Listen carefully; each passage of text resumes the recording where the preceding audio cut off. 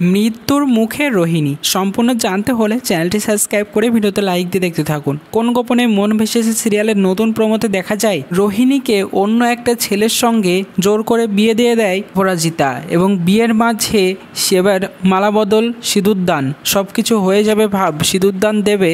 ঠিক সেই সময় চলে আসে অনিকেত এবং শ্যামলী আর বলতে থাকে এই বিয়ে কিছুতেই হতে পারে না, বিয়েটা আটকে দেয়। তখন এইদিকে মন্দার তো চাইছিল বিয়েটা হয়ে যাক আর ভালো লাগছে না এইসব।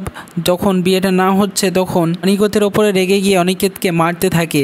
তখন অপরাজিতা বলে তুই আমার ছেলের গায়ে হাত দিলি, এই বলে সে ঠাটিয়ে এক চড় মারে মন্দারকে। মন্দার তখন রেগে গিয়ে বন্দুক বার করে গুলি চালিয়ে দেয়। গুলিটা লেগে যায় ভুলবশত রোহিণীর গায়ে। সঙ্গে সঙ্গে সে মাটিতে লুটিয়ে পড়ে। তাকে সঙ্গে সঙ্গে হসপিটালেও নিয়ে যাওয়া হয়। অবস্থা খুব খারাপ, মৃত্যুর মুখোমুখি রোহিণী। তাকে কি বাঁচাতে পারবে শ্যামলী? কি মনে হয় তোমাদের? কমেন্টসে জানিয়ে এখনই সাবস্ক্রাইব করে নাও আমাদের ইউটিউব চ্যানেল। ধন্যবাদ সবাইকে।